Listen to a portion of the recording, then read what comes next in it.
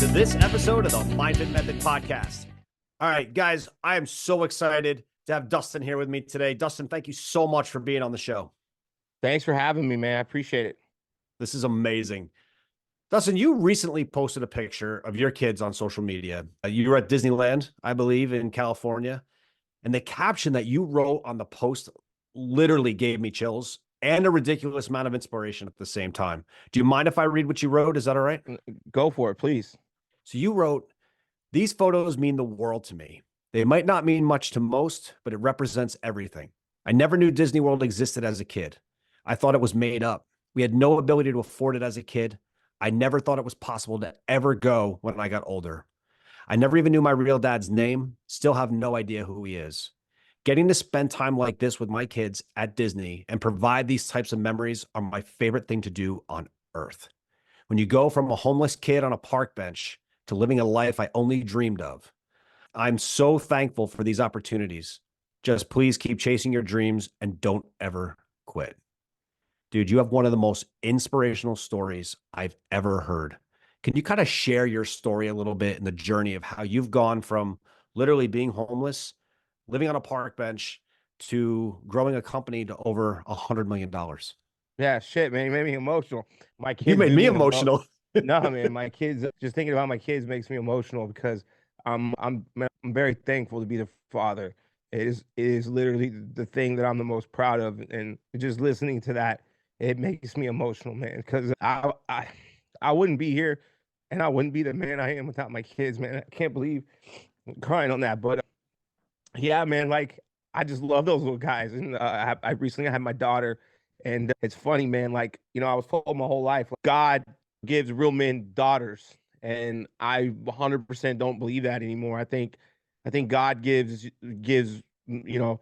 boys because they test your patience, and they're gonna push every button that you have, man. They're like a spitting image of you. And man, just a little bit of backstory and kind of why I'm emotional about it is, look, I never thought I'd have kids.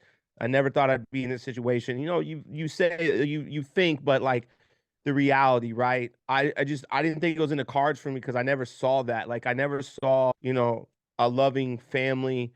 I don't know my dad's name, and we spent so after my son was born, we spent some time trying to track down my real dad through ancestry and through family. And it's like, man, when you see my birth certificate, there was multiple names scratched out, like father's names, like literally my mother scratched out multiple names. And so we tried to find people, and we did DNA tests, and none of them matched up. I've taken 3 DNA tests, didn't match. I've done ancestry, and we can't find. So I don't know my father's real name, man. And growing up, we were a poor family. My mom did a lot of drugs. I lived in a drug abused physical home. And I remember times coming home, we didn't have running water, we didn't have electricity to get cut off, we didn't have food. Sometimes you only went to bed and all you had was hunger.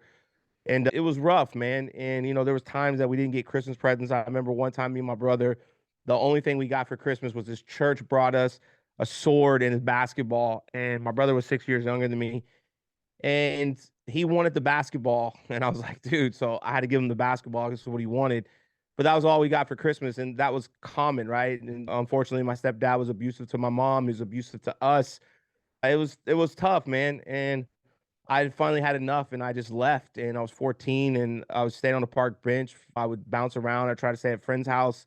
When you're 14, man, people are so naive to the fact that you're homeless, and that I didn't. I guess I don't know if I didn't fit the mold. That I was, I was well spoken. I was really super polite, and because my grandfather was actually in the military for a long time, but I wasn't like close to my family at that time, really. But I was polite, well spoken. I guess people just didn't realize, like, I didn't fit the mold. But I would bounce around, but they'd be like, "Hey, you can't stay here. It's a school night. You need to go home." And I'm like, "I don't have a home." But you'd sleep on a park bench, you'd sleep on back porch, I'd sleep wherever I could. And I just knew that life wasn't for me. I never wanted to live that life. I wanted to get out of the trailer park. I wanted to get away from all that, but I didn't know how. I had no father figure. I had no guidance. I had no nothing. And so that's how it started. It was super humble beginnings. But even at a young age, like, I remember one night, man, I was so scared. And I remember the night, it was cold. I was sleeping on a park bench, and I still went to school. So when I'd go to school, it took me 5 years to graduate high school. But uh, I was just scared, man. I kept hearing stuff. It was a windy night, and I was hungry and I was tired and I was just scared, bro. I was a kid, and I was like, man, I don't want this life. And when you come from places like that, man, you start questioning everything. You start having like, do I even want to live thoughts? But you're so young and immature, you don't know what those mean. Like that's the thing, man. It's just like you don't know what that means. Like, why am I having these thoughts of not wanting to live? What does that mean? You don't even really know what suicide means. Like, you don't know any of those things. And so I just had those thoughts, but I was like, man, I don't want this life. I don't know how I'm going to get out of it. I don't know what I'm going to do, but I promise you one day I'm going to get out of this life. I don't want to live this life.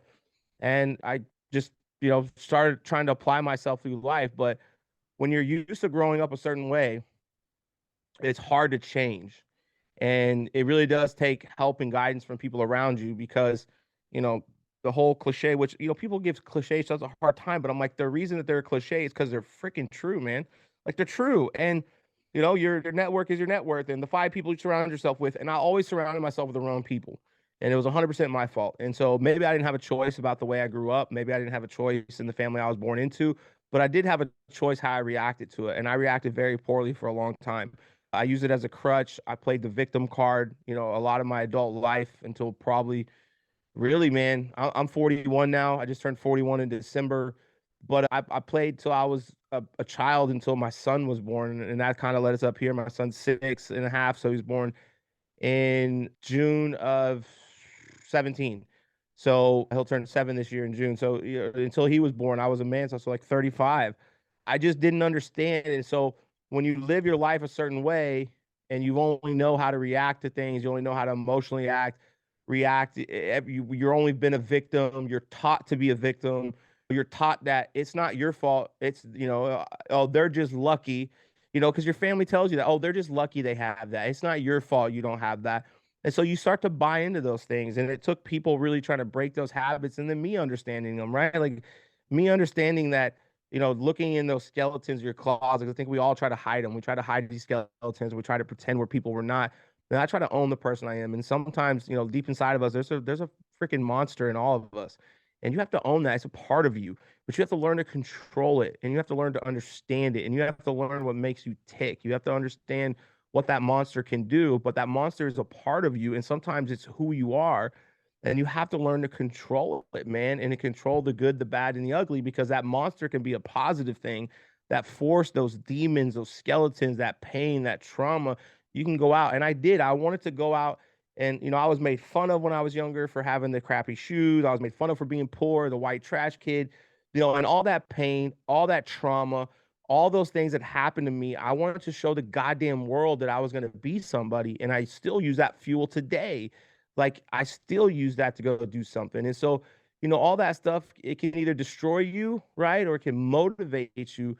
And I just wanted to use it as motivation as I got older because for a long time I didn't. And so, I had struggles all along the way. I got into the fitness industry. I actually managed health clubs for years, from when I was like 19 till probably 30, 35. Yeah. So up until about when a little after my son was born, and, get fired from jobs, quit, get mad, whatever it was. It was always not fair. If I didn't get the promotion, it wasn't my fault, somebody else's. And, I had a lot of bumps along the way. It was crazy, man. Like I will say one of the hardest things that I ever went through was going through that journey. I made, this is back in like probably '06, '04 to '06. I was making about 120 to $150,000, which is a lot of money at the time. And I was just a dirt poor kid. I bought this house, I bought the car, I had it all. I lost my job. I got in some legal trouble and I lost everything. And then about 6 months later, I was living in my car at my new job for about 45 days. And it was one of the most humbling experiences because I can tell you the worst thing wasn't growing up in the trailer park, wasn't being homeless. It was growing up there, tasting a little bit of success and then losing it. It Yeah. was like, oh my God. And so, I'm 24 years old at the time and I had to restart again. And it took me a long time to get myself back up there. And so that, man, that was kind of the story though, is the classic, abusive home, drug-filled home, trailer park, dirt poor. It just made stupid decisions that compounded that, right? And it wasn't all the troubles came from me making dumb decisions, man, me believing that crap because none of it's true, man. That's the thing is none of it's true. Like, yes, you start, people have a head start. You start behind them, but well, we all have the same opportunity. I have friends that their parents were multimillionaires and they've blown it all. And I have friends that their family has nothing and they've created all. I have friends that their family handed them empires and they doubled it. Yeah. It doesn't matter, right? You can start with a head start and go back. And so, but I believed it, man. I believed that victim mentality. I believed it wasn't my fault. I believed all that crap. And guess what, man? It held me back for a long time. Chris Williamson, who's the host of the Modern Wisdom podcast, he actually has a quote that says, life is 10% what happens to you and 90% of how you react to it. I love Chris, man. He's And amazing. he's phenomenal. Literally my favorite podcast out there. Yeah. And obviously that quote, you are a living proof of that quote. Yeah. I know your mantra though is more of a impact over income mentality. Yep. Talk to me a little bit, dive into this a little bit on how that really shaped not only your business, but your personal life. Yeah. Impact over income really was, I felt that when I started our company, so we've Results Roofing, we have several brands now, but I wanted to create a place that was for people like me that didn't have the opportunity, right? Like people counted us out and people thought we wouldn't amount to anything. And I, I, I think the when I was in the fitness industry, I always wanted to be the best, right? I always wanted to be the guy that was like the Michael Jordan of the fitness industry. And, it's kind of like in basketball now. I don't know if anyone will ever catch Michael Jordan, right? I don't think so, even though I'm a huge Kobe guy. My son's name is Kobe. My daughter's name's Gianna. I'm a diehard Kobe fan. But man, I just don't think anyone, no matter what, will ever catch Michael Jordan, right? It's that ghost. And there'll always be the conversation 100%, right? But Yep. I felt like in the fitness industry there was already the Michael Jordan. And so no matter what you did, you were never going to get there. And I wanted to create a legacy. I guess, look, this is a crazy story, probably mostly where it came from, and a lot of people don't know the story at all, man. Like I don't know if anyone actually knows this story. I think I've only told it like once or twice. So when we were pregnant, or I say we were pregnant, I did gain some weight, so that was unfortunate. I felt like I gained more weight than my wife. So when I say we're pregnant, I was pregnant. My last name's Gutkowski, so it's very unique, but it's not my real dad's last name because don't know who he is. So I took my mother's maiden name, right? So I'm the only Gutkowski left. And at the time, and man, I'll be honest with you, I didn't mean anything to me. I was almost ashamed of it. I had failed my entire life. I'm a 34, 35-year-old loser. I don't have any money, man. The craziest thing is my wife's pregnant. I actually lost my job at the time for emotionally reacting, and my wife's working. She's about to pop, and I'm looking around like I should leave. My wife and child would be better off without me here. I should leave her and let her like live her life because I'm a loser. Like I really am. That's what I felt in my heart, man. And I was ashamed of my last name. And I had these discussions, like, what do you think about changing my last name? And she was like, I support you. Why? And I was like, I just kind of want a fresh start. This last name means nothing to me. It's not my dad's. I don't know him. I've done all these stupid things. I've been through so much crap as a child. I had so much pain. I had so much anger towards the world. And I just didn't want to bring it in. And if I was going to raise this child, how would I do it if I wasn't even proud of my own last name? And man, I remember we said, we're going to talk about it and we'll see. And man, I remember the day my son was born. He was crying. And I grabbed him and I saw my wife holding him. And I can tell you, man, like when I was holding him, I cried for probably 45 minutes straight. I didn't let him go. And the nurse was like, son, are you okay? She's an older lady. I was like, yes, ma'am. And she's like, I can see the pain leaving your body. And I remember telling her, I go, ma'am, I've made so many mistakes in my life. I've been through so much crap in my life. I said, but guess what? I don't give a fuck anymore. I'm going to make this kid proud that I'm his dad. And that was my commitment. And it was just like, I'm going to build this legacy and you're going to know the Gutkowski last name because it starts today. I was like, I made my wife a commitment. I made my son a commitment. I said, the fucking world is going to know the Gutkowski last name, no matter what it takes at all costs. And I was like, I want to create this legacy. And so as I was working in the fitness industry after that, man, I was building someone else's legacy. And I was really being a hypocrite. I was trying to build my legacy inside someone else's, but the legacy was the most important thing to me. I was making the most money of my life at the time. But after my son was born, I got a really good job, kind of worked my way back up. I was fired up, man. I was on a mission. But, I was building someone else's legacy and it wasn't mine. And it wasn't fair to them or me because I had this dream. And I fundamentally believe that entrepreneurship's not for everybody. If anyone ever tells you that, they're full of it. It's not for everybody, man. It is the hardest thing you're going to do. It's going to kick you in the teeth. And when you fall down, it's going to kick you again. It is so hard and it's not for everybody. But here's what is for everybody. You can believe in a vision. You don't have to have a vision, but you have to believe in one. But I had a vision. And so I didn't believe in other people's visions. And so I was being a hypocrite and I decided that I was going to do my own thing and I wanted to create my own company. And so it came from that was like, man, why do we have to treat people so bad? Like why does this employee employer relationship have to be so toxic? Like why can't we have this culture of fun and family and winning? And we all talk about it and you see it like there's our core values. You don't even follow your core values, man. You don't even follow your core principles at home, let alone at work. And for me, it was like, I guess I didn't have a family. So then when I created one, that became my family. And I said, but why can't I have that extended family at work? Why can't we create this? Why can't we go out and build something? So when we started Results Roofing, it was never about the money for me. It never was. It was like there was nothing about the money. It was about I want to create this legacy for my family and for this last name. And roofing was just the vehicle. And so I was like, why can't I just treat people the way that I want to be treated? All those bad leaders I had, all those bad people I had, they showed me what not to do.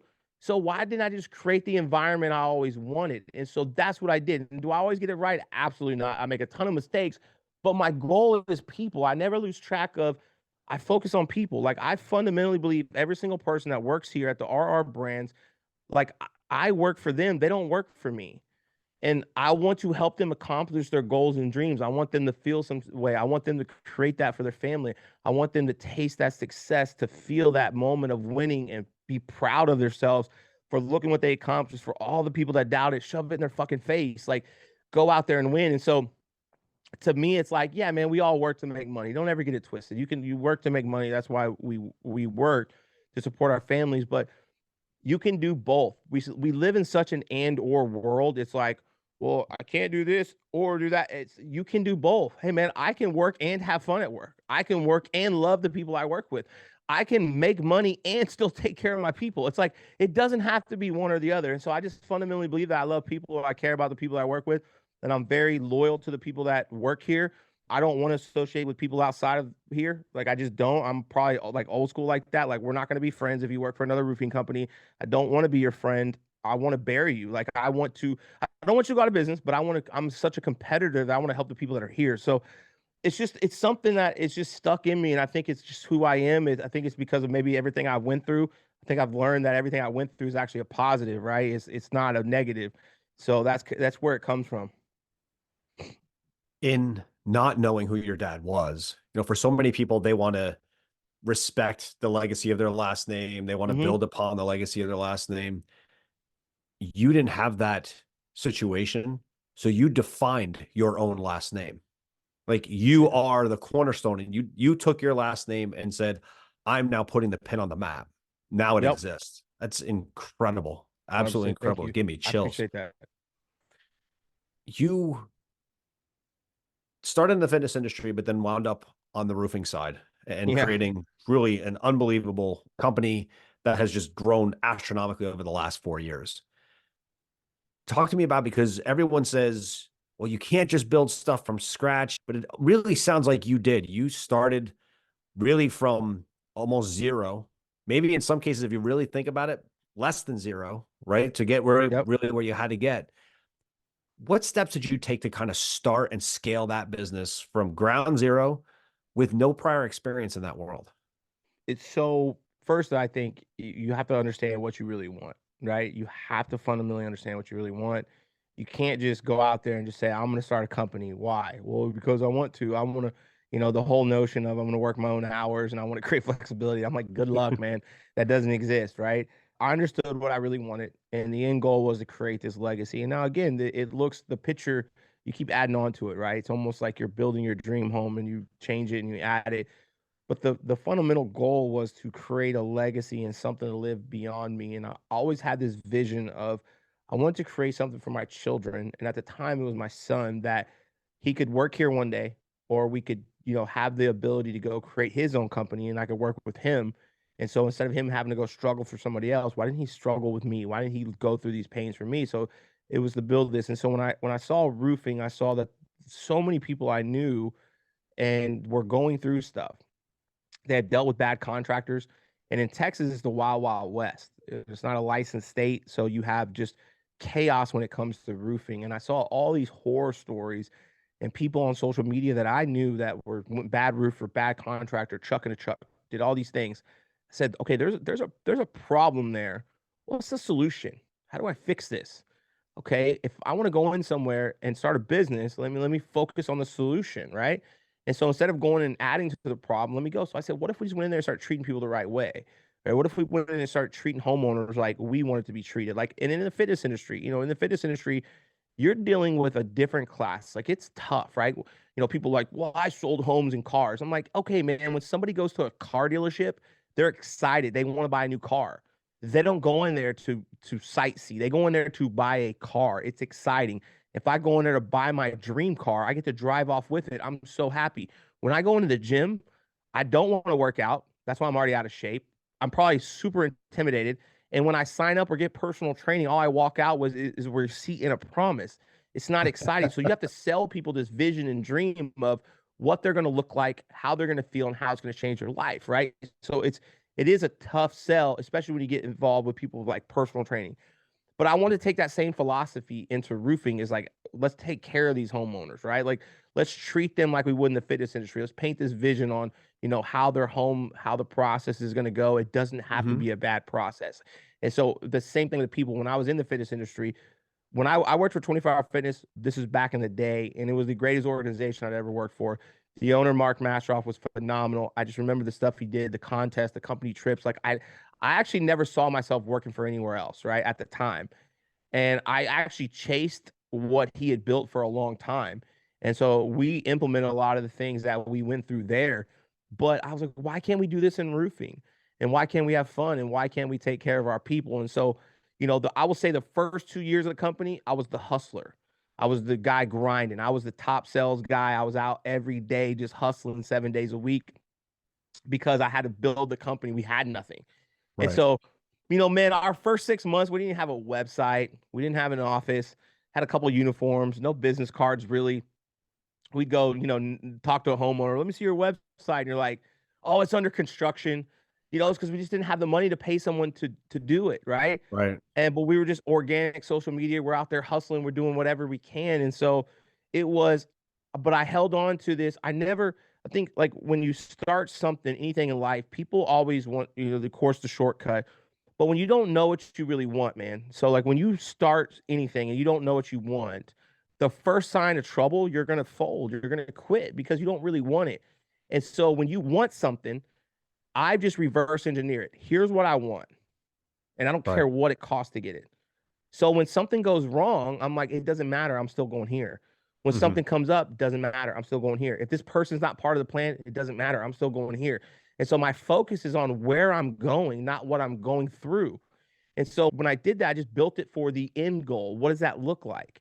And just kept going. So for the first 2 years, it was just hustling, hiring people, training, developing, trying to grow the company, trial by error.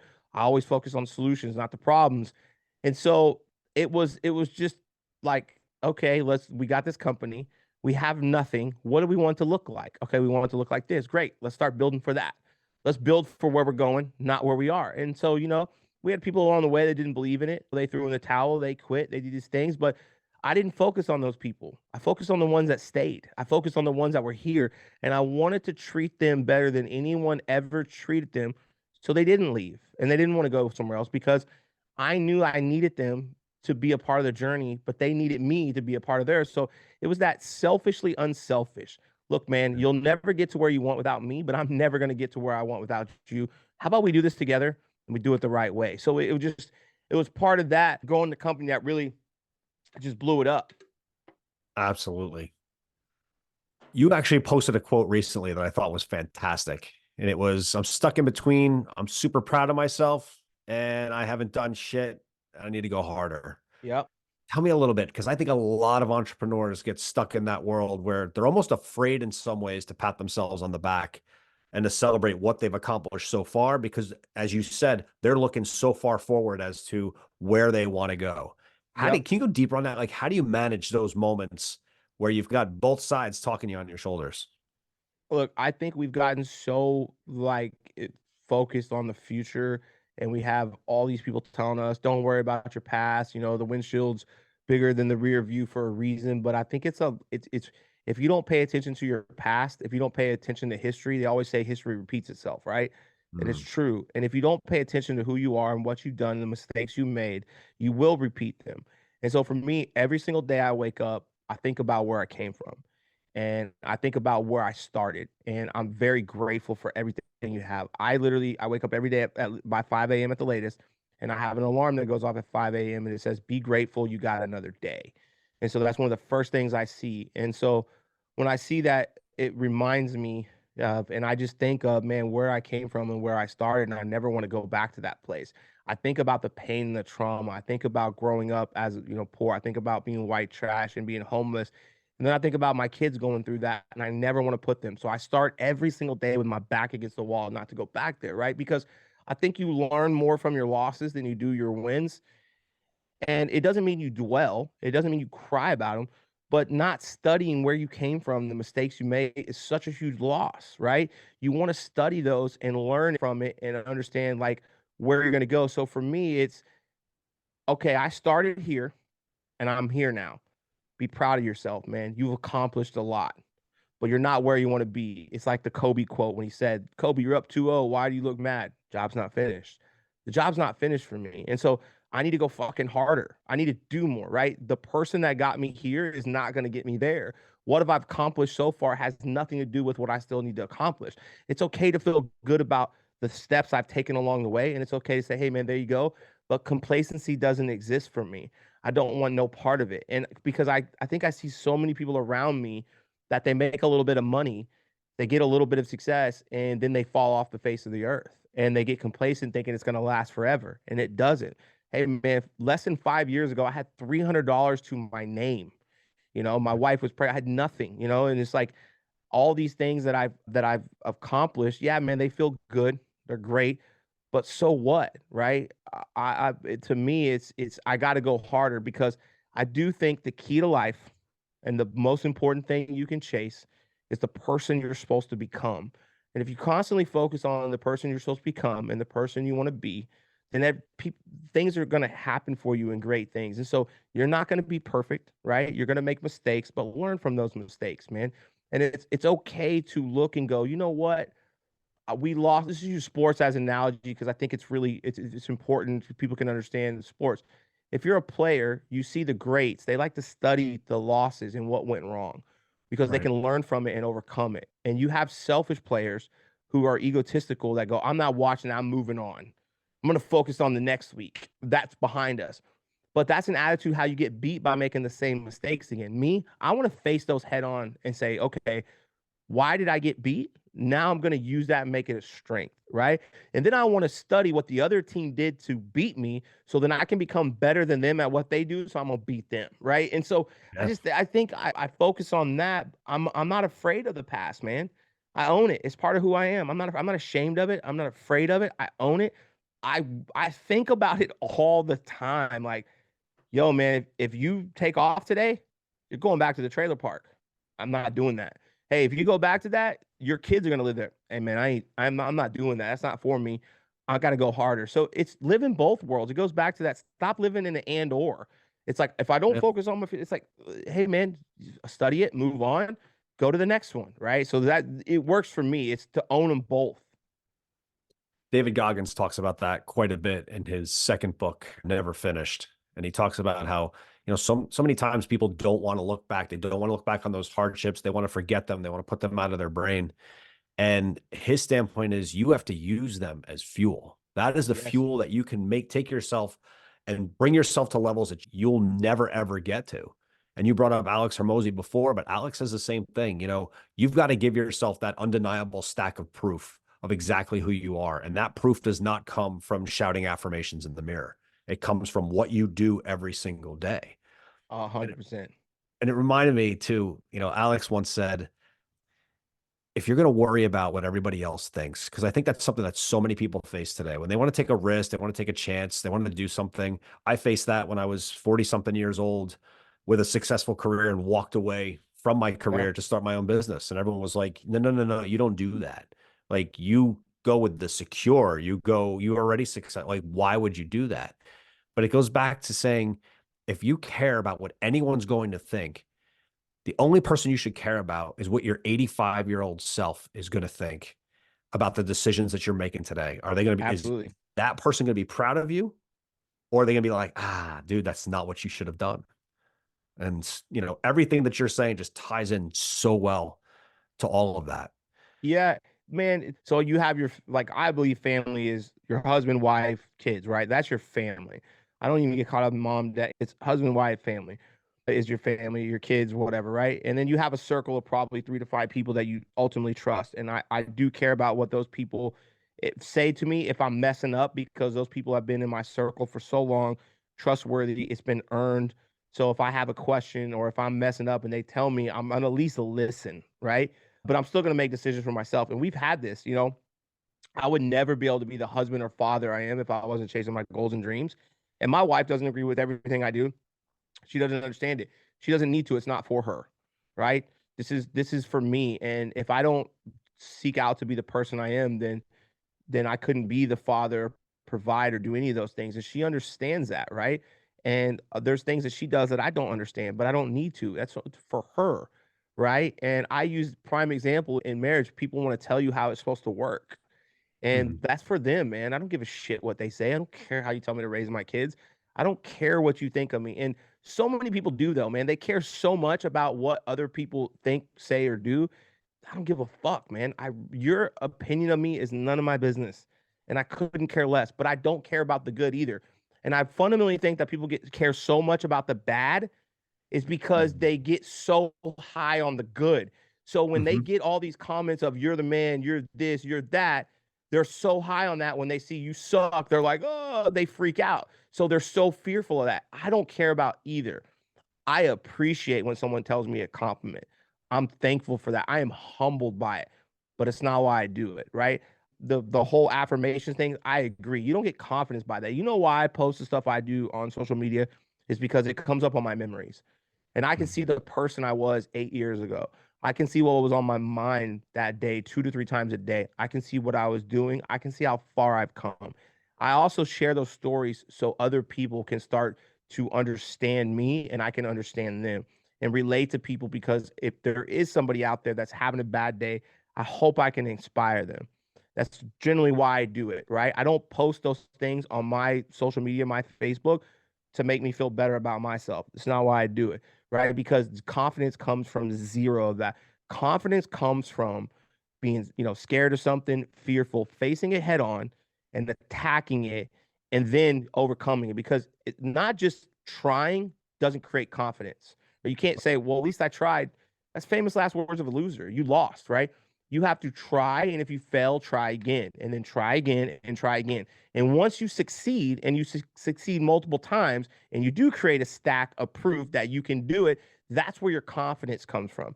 And then that gives you the ability of, you know what? It goes back to what I said is that when you're focusing on becoming the person you want to be, you don't give a shit what anyone else thinks, because that's not the person you're trying to be. Okay, great, man. Maybe that's for you. That's not me. Dustin, you changed. Yes, I did. You should try it. This is the person I want to be. So I'm not trying to impress you, right? I'm not trying to do these things. This is who I am. And my confidence comes from, I know that you're not going to find a hole in that because it's who I am. And so many people want to like fake it till you make it. And they don't want people to understand that. And they don't get it because they're not truly who they are. They're trying to post these things on social media, speak in front of their Lambo, talk in front of their Bentley to say, look at me, I'm a better person. None of that makes you a better person. What makes you a better person is being a better person. What makes you a better person is focusing on who you're supposed to be, right? So you're not going to get confidence from posting how successful you are or posting how successful you're going to be. You're still going to be insecure. You're still going to be scared. That's okay. Now, what are you going to go do about it?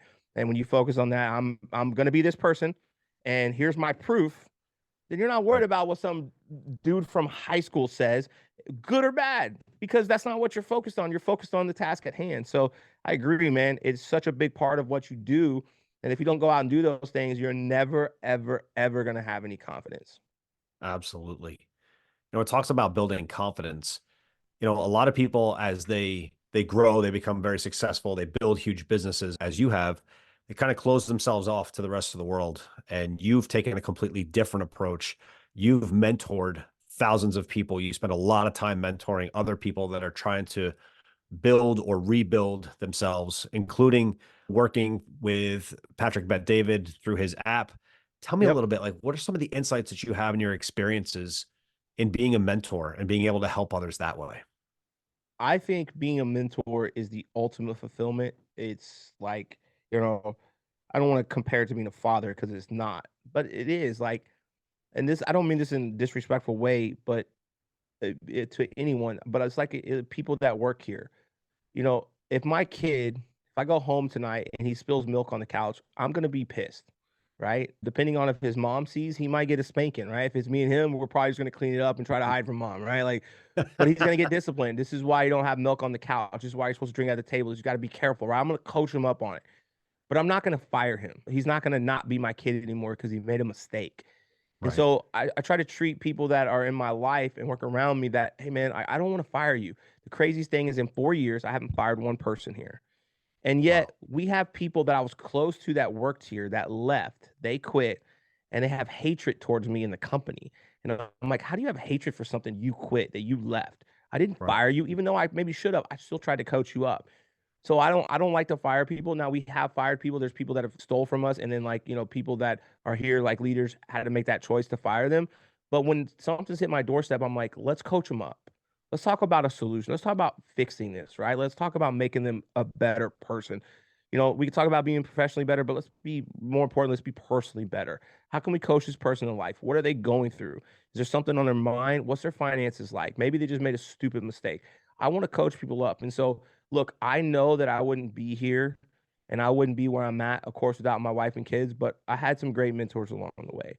And I had people that really took the personal interest in me, and you can't do that for everyone, right? I understand that. But the ultimate fulfillment is watching others have some success and you had a small piece of it, right? You're not actually responsible for it. So I don't have an ego saying I changed his life. I don't think that, because that person had to change their life. But if I had a 0.01% in it, it makes me feel so good that I was able to help that person, because I think it's the ultimate fulfillment of watching people win alongside of you is the greatest feeling on earth, right? Outside of your family. And they say it's lonely at the top. Yeah, man, if you're a dick and you don't take people with you, but if you're not, you can bring the whole team with you that wants to go. And so for me, I do cut people out that I see aren't willing to change and aren't willing to put in the work. But the ones that are, I want to help them. And I generally do. I want to help them first be a better person, then try to be better, professionally in any way I can. If they're truly going to put in some effort, right? Like, got to put in effort, because I can talk to you, but if you're not going to listen, there's nothing I can say.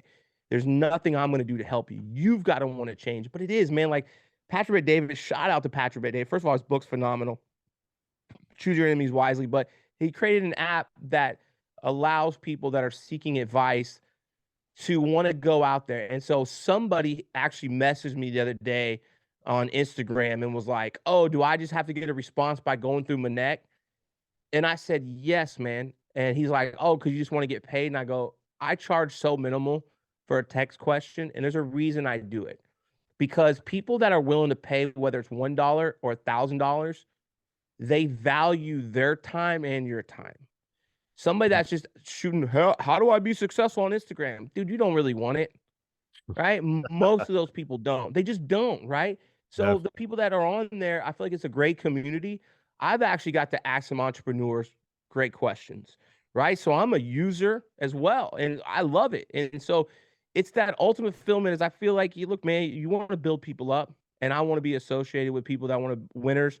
I want to be around winners. I want to help winners. And it's great for you to always look up, and it's great for you to always want to go up and look for that next person to connect to. But are you taking people with you? Are you helping bring people up as well? And so I want to make sure that I'm always doing both.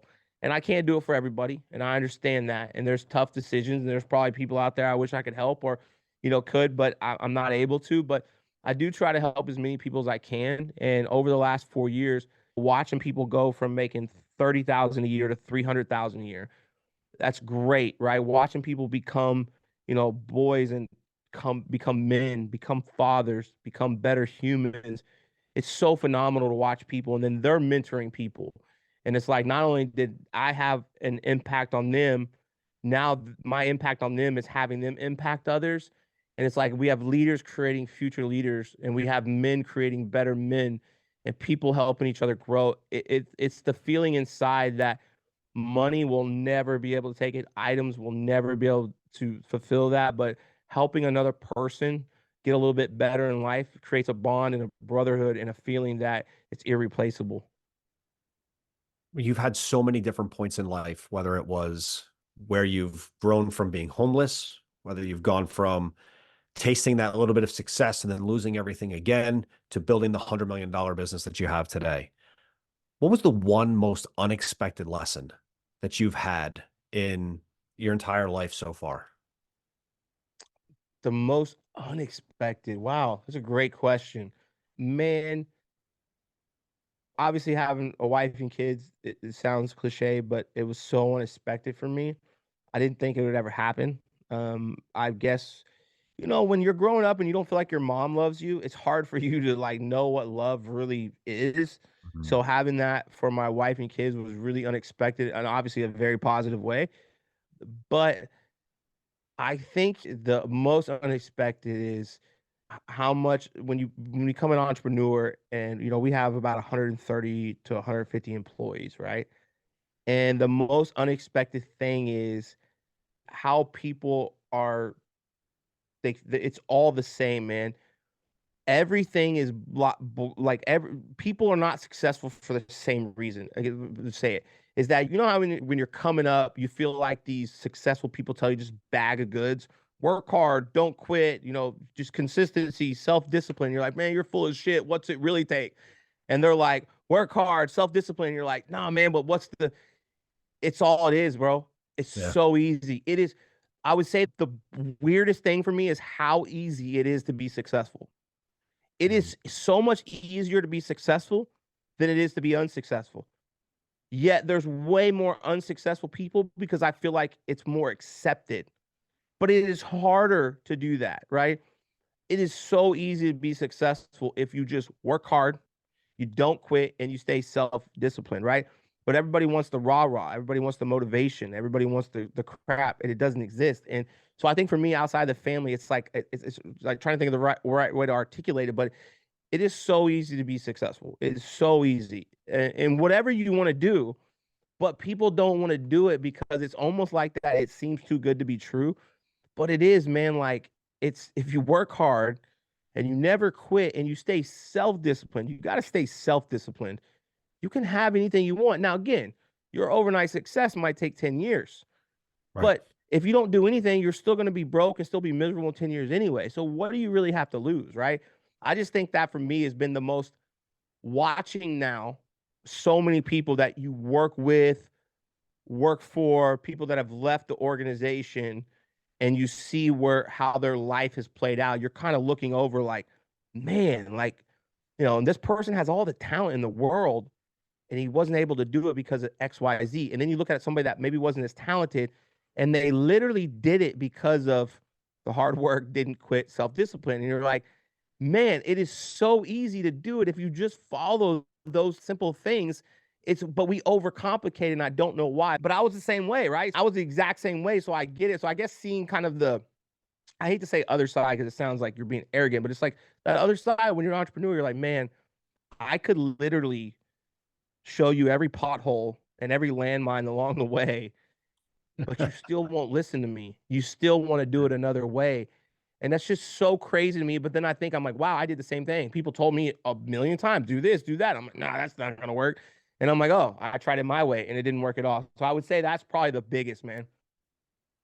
For people right now that are stuck where they are in life, they either have a job and they hate it, they're not sure what they want to do in their Yep. life, or they own a business and they kind of wish that they just had a boss that would fire them because they don't know how to get out of the situation that they're in.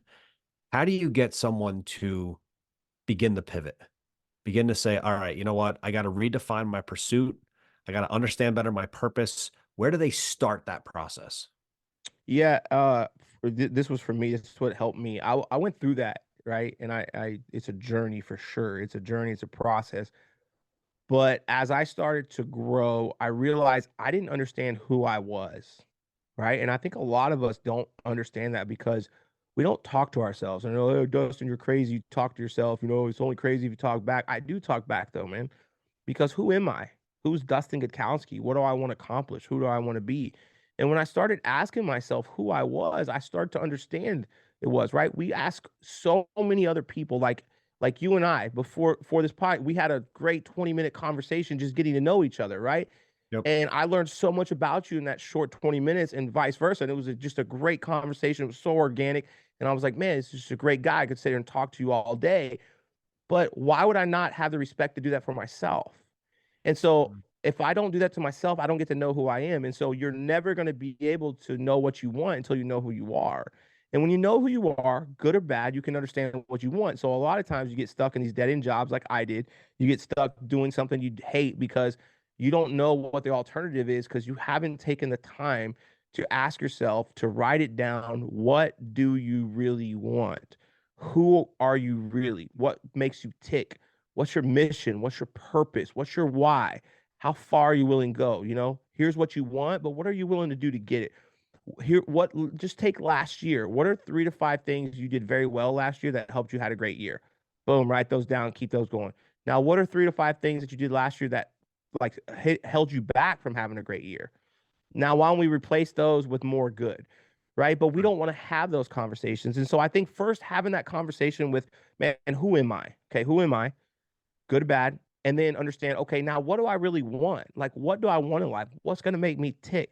What makes me excited? And then once you do that, you go, okay, I'm going to go all in on this. Why would I stay all in on this job? And that's what I did. I remember one weekend, man, it was like no TV.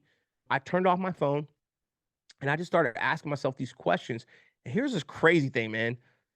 Those skeletons know you better than anyone else. And when you start talking to them, man, they reveal some shit you don't want to know.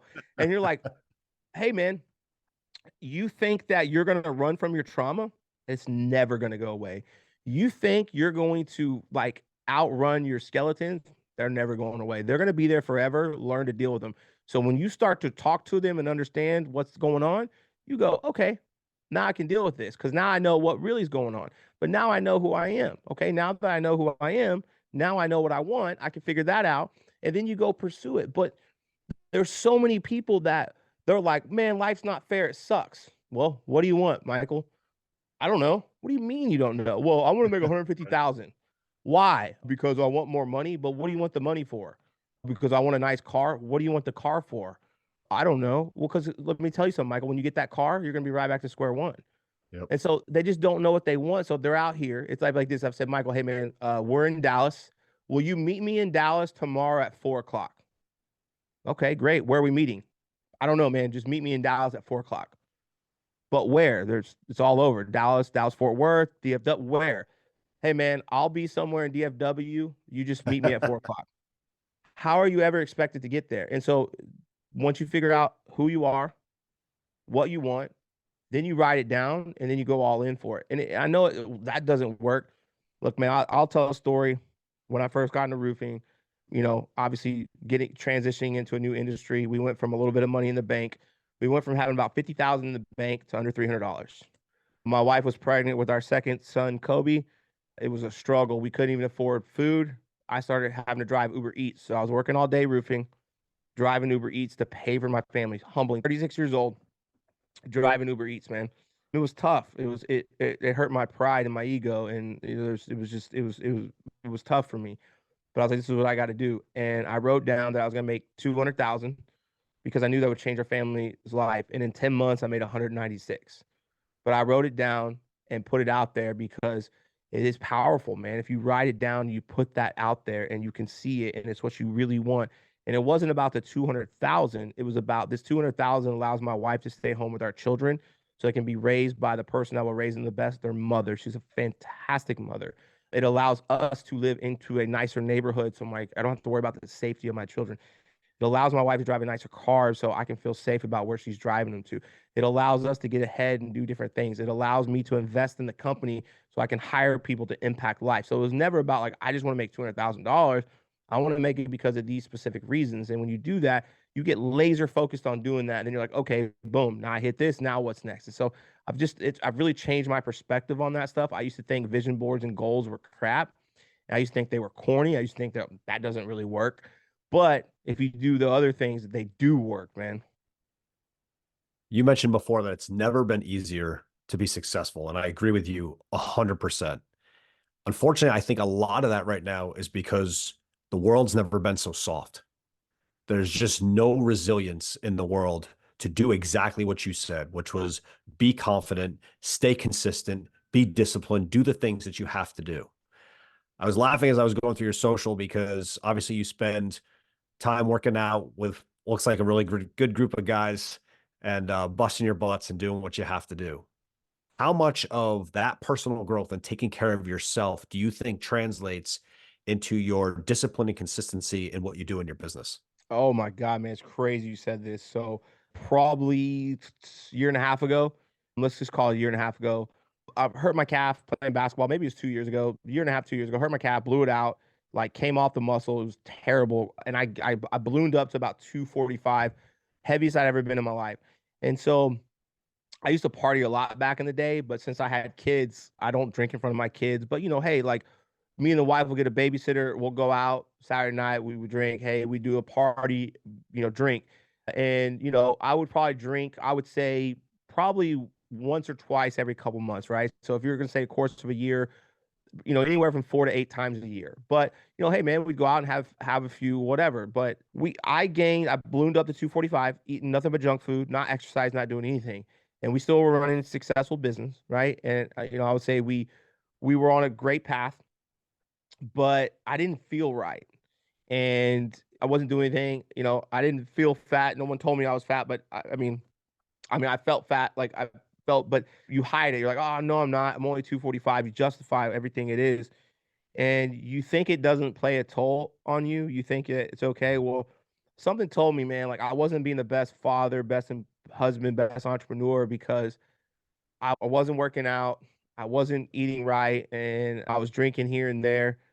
And I remember, man, we went to this UFC event in San Antonio and took the whole team out. We went out and had a great time. We went out the night before. We had a phenomenal time. Like it was one of those nights you go out and you're celebrating, you're ordering bottle service. Nothing went wrong, no drama. It was just a great night.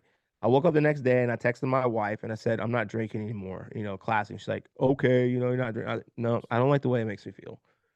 And I started this exercise journey and I started going down the rabbit hole of cold plunge, infrared sauna, breathing treatments, hyperbaric chambers, everything. And I was like, I'm not going to drink anymore at all. I'm not going to put any substance in my body. It got to the point where I got my wisdom teeth taken out and I elected not to do the stitches because I wanted to heal faster.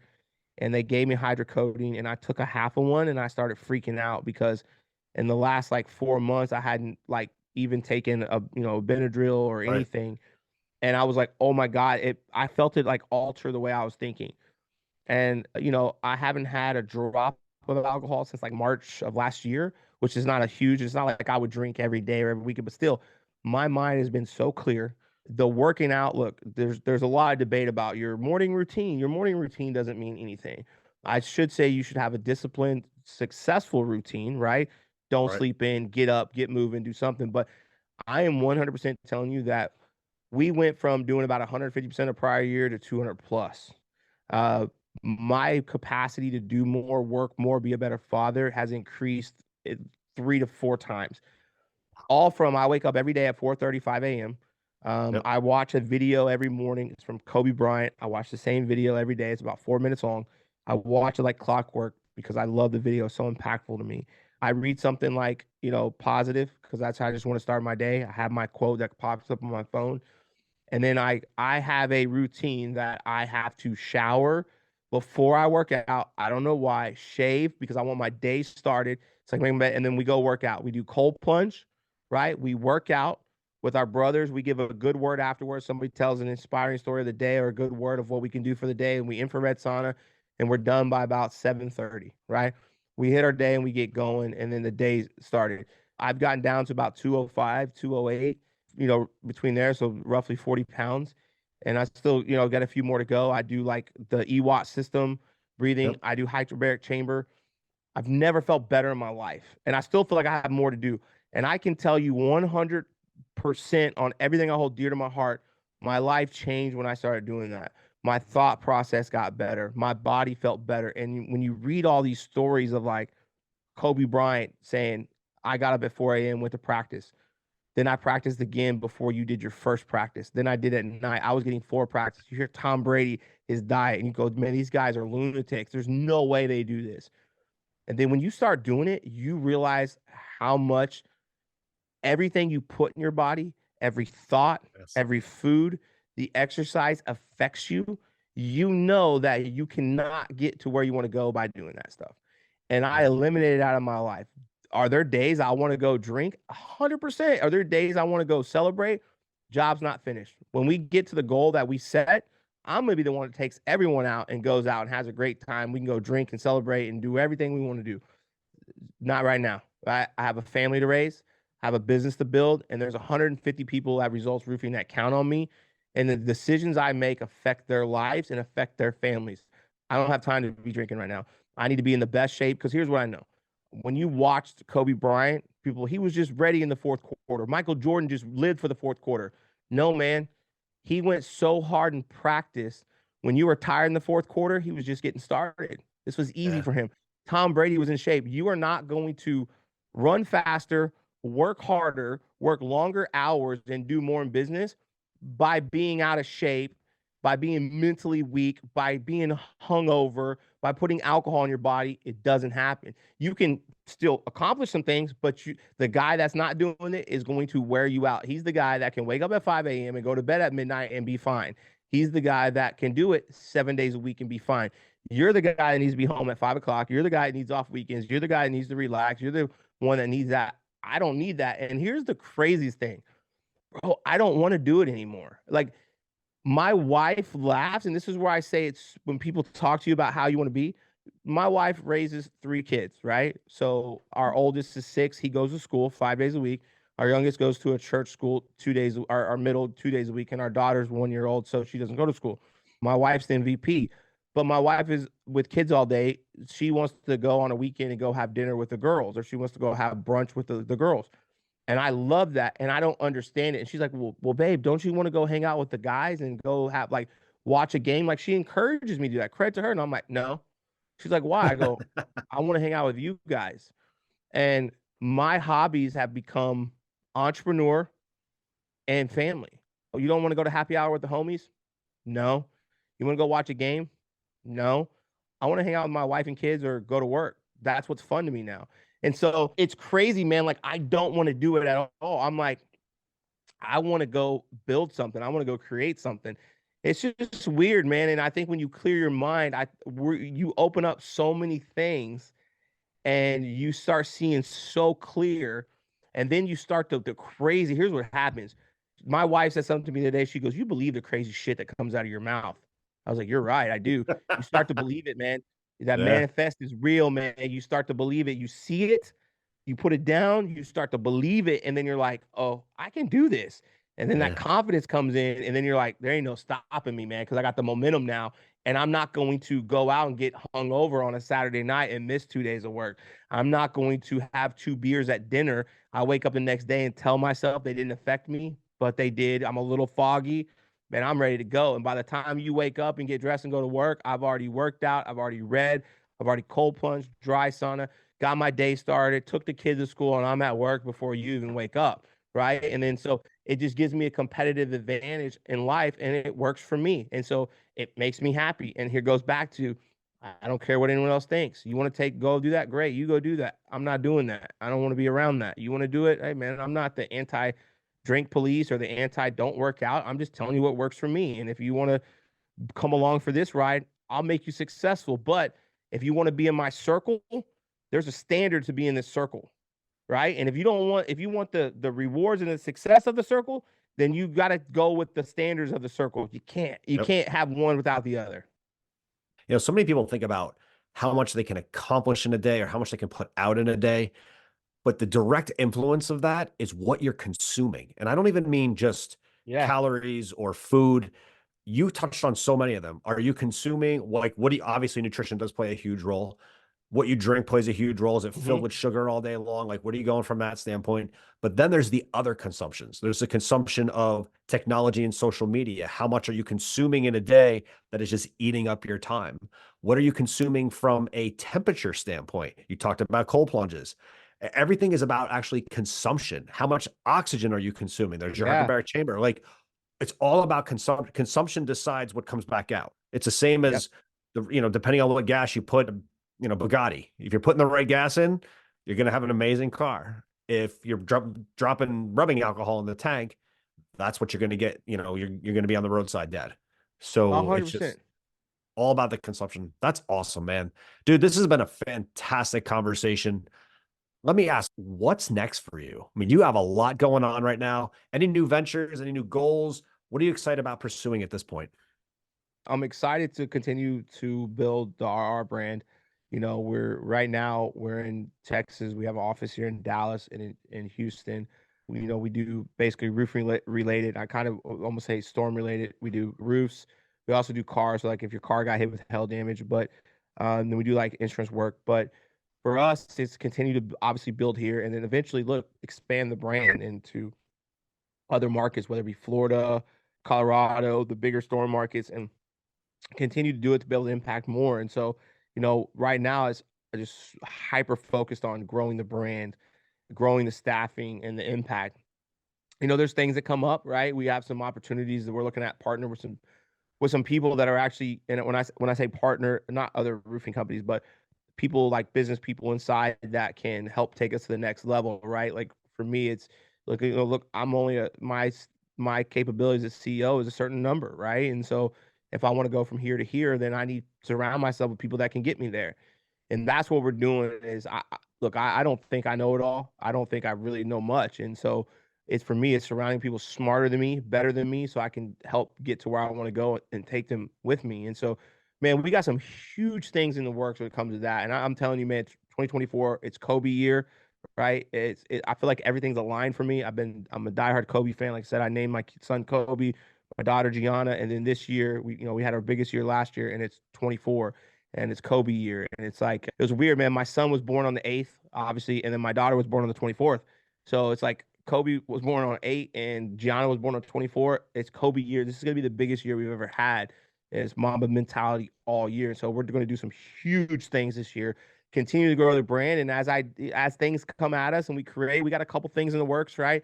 And if it's a great idea, then we'll do it. But it's right now the ideas are focused on growing the brand, like whether it be a new market, new staffing, expand. Anything else is like investment opportunities. Like I invested in Liquid Death, Goat Fuel, Snap, shirt, clothing. There's a few others that I've invested in, like brands. A lot of the stuff I'm doing right now is if I don't want to take my focus and energy off the main thing. And so I'll invest in things if somebody's going to run it or somebody's going to do it. They got a great partner, investment opportunity. But I'm so hyper focused on this because I want to win. I want to create the legacy. I want to be the national brand in roofing and build this true brand of roofing and make the RR logo everywhere. So that's kind of what it is, man. And then look, just the day to day, bro. The thing I love the most is being a father and a husband and a family. And so doing things like that, like, can I be the best father, be the best husband? That's it, man. It's all really what I'm focused on. And the people around me that believed in me and that are here, I want to make sure I accomplish all their goals and dreams because it's so easy to get caught up in mine, right? It's so easy to get caught up in those. But if I don't help them accomplish theirs, then I didn't do anything, and I don't deserve to accomplish mine. And so, focus on those people that are here and helping them become the person they're supposed to be, helping them accomplish their goals and dreams. It means the world to me, and that's what I'm focused on is just staying so disciplined to that and not getting caught up in the other crap.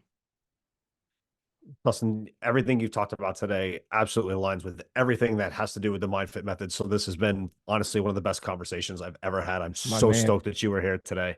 I appreciate it. For people to be able to continue to be inspired by you, whether it's on social or any other way to connect, how do people connect with you? Yeah, so social media is the easiest one. It's Dustin Gutkowski, and that's Gutkowski. So if you go to Facebook, Dustin Gutkowski, Instagram, it's Dustin Gutkowski RR, but it's the same for social. That's the easiest way. Follow, reach out. If I can help, I will, right? And so go on there. I'd love to connect with you. If anybody has any questions, just reach out, right? That's what we're all here for. We all start somewhere. Don't be worried about where you're at. You know, there's people out there that are doing way bigger things than me and can impact you. And those are great to get advice for. There's people that aren't where they want to be yet. It doesn't matter, man. Like, we're all in this together. We're all humans. We're all trying to build each other up. Great people. And so if you do have a question or if you need something, just reach out. I'd love to help. So that's how you can find me. It's the easiest way. You'll see it. I'm an open book. I got nothing to hide. What you see is what you get. I might offend you, but if I do, I'm sorry for you. It's not my fault. Don't let me get anyone in your feelings. Don't let anyone get you in your feelings, right? What people do is their business, not yours. It says everything about them, nothing about you. So that's who I am, man, in a nutshell. But other than that, yeah, reach out, man. On social is the easiest way. And for all the listeners, as always, all of Dustin's links will be in the podcast description. So make sure you go there if you're looking to connect. Dustin, this has been amazing. Thank you so much for being on the show. Appreciate you. You truly are an inspiration. Thanks, man. I appreciate it. Everybody have a great weekend. Great day, man. Thank you for having it on. It's phenomenal. Such a great conversation. I love what you're doing, man. It's a phenomenal podcast. Thank you. Nice, buddy.